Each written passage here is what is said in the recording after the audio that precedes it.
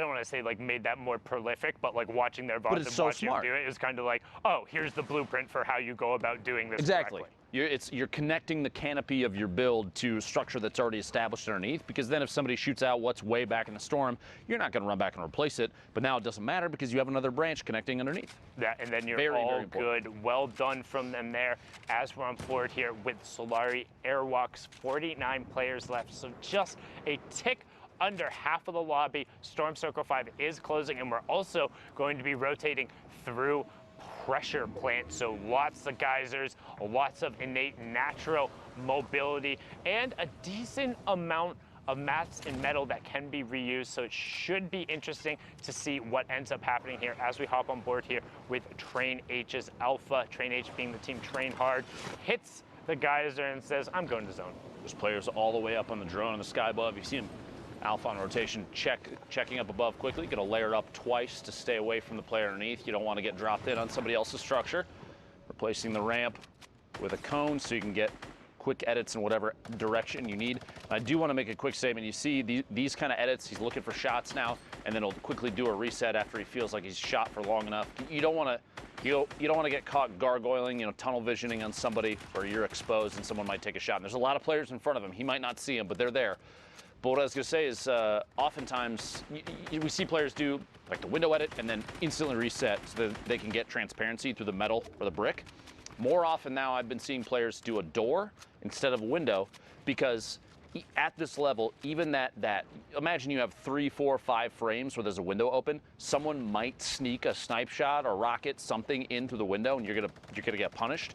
Door doesn't do that. So close the door. Well, yeah, you put the door in and it's still just a solid surface. So you prevent any opportunity for somebody to sneak a shot in.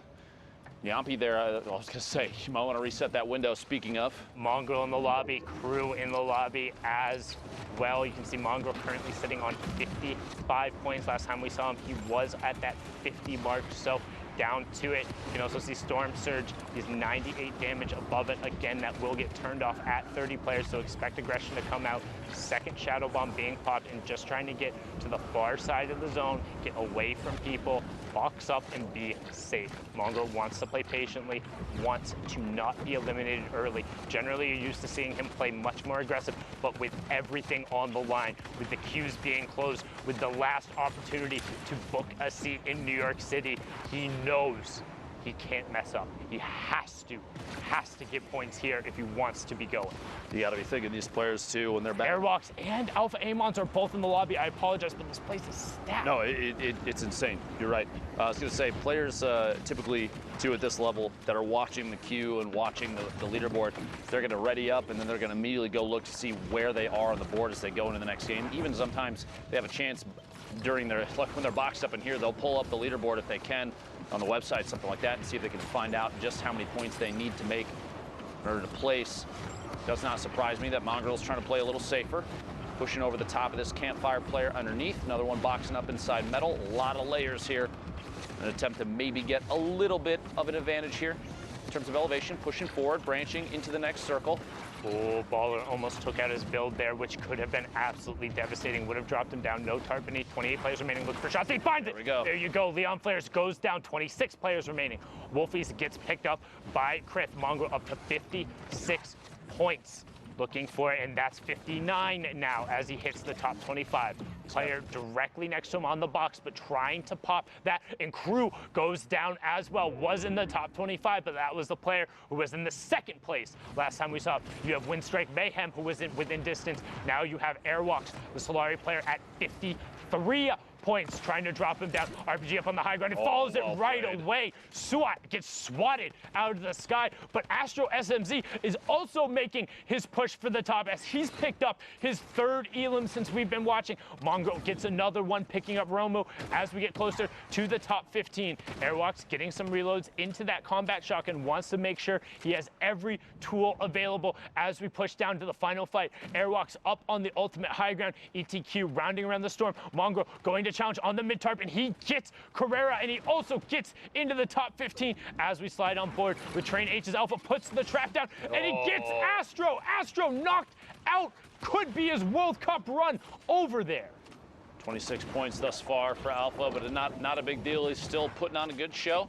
Shots back behind, finds another player. Cell caught in a box just outside. Rotating forward, 9 players remaining. Scalano goes down to fall damage to the feet. ETQ eliminated by that combat shotgun, so powerful in these close range fights. Alpha, 6 eliminations, looking for the 7th, pushing through, applying pressure through the wall. Does not want the player inside to take the chance to get anything. Mongrel picks up another elimination, then immediately gets eliminated. Goes out in 7th place, almost the top 5 for those points. Only going to get 5 placement. Could still be big enough to make his way to New York City. We will have to see before too long.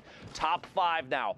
Alpha, 30 builds. A mini opportunity. Anything to heal right now is going to be big. You don't want to be caught by players that may have positioning, and Oldies does in fact have that positioning. A 1v1. Players are basically 1-2 boxes away from each other, and Oldies may take the chance to rotate up out of the storm. We'll see here, stuck against the edge. Airwalks, the ultimate high ground, just waiting. 97 builds for Oldies, but only 1 for Airwalks. 52 to 58 in points. This could end up being the difference. Oldies looks to go for it, and he gets the zone back from Airwalks. He takes away the zone, but Airwalks knocks him down. No fall damage coming through. Can Airwalks find the shot? No build. Oldies just keeping the zone in the area, and Oldies gets the victory royale, pushes him up to 55. Airwalks falls at 58 with no builds. Imagine being Oldies knowing you just eliminated Airwalks from Solary, Mongrel from Secret. You've got to be feeling really good about that game. A big push for points, too. That was, like you said in the middle of it, a very, very stacked lobby.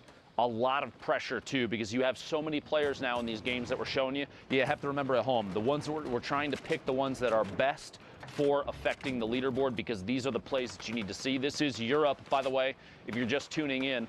If you've popped in a little late, we're trying to push our way through these games because there's so many things happening, but all these lobbies are going to be so intense because everyone is vying for those top 8 positions to qualify to go to New York City.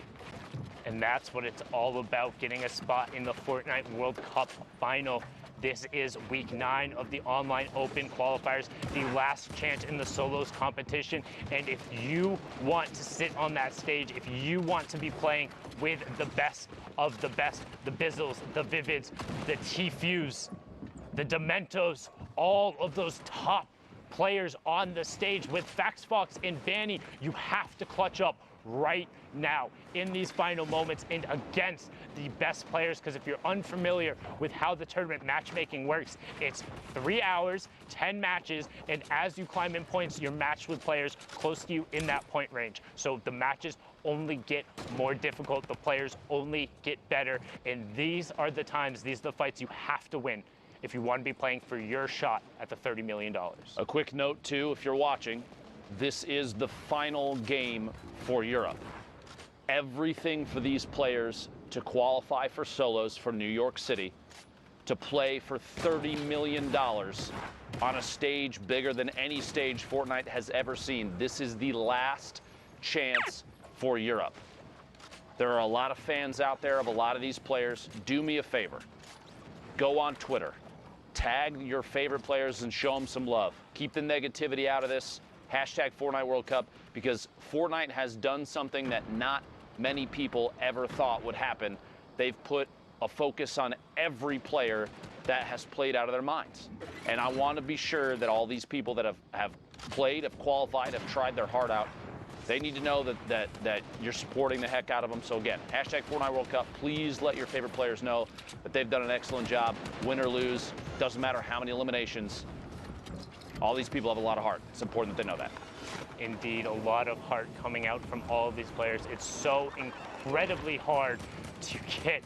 I laugh as you say, but honestly, what a perfect name to see pop up. All that being said, no mercy this week. Weigh-in picks up it. He says no mercy this week. Indeed, it's all about those last spots, trying to find the Shadow Bomb player as he rotates through, getting the shots going off here. And this is what it's all about. Storm Surge is on for 3 more players. Weigh-in pushing forward. Lacey Sher gets Bass and then gets traded out by Rasmussen. We have our top 30. So Storm Surge is off. First placement threshold in 5 more players. Black Sue over there in the mid-tarp, gonna hop on board with him, sitting on 46 points right now. Going to need a monstrous performance if he wants to top off. He's seen a number of players pushing up towards that 60 range. Don't forget, 8 spots coming out of Europe. Top 25, the first placement threreshold, and Black's is in a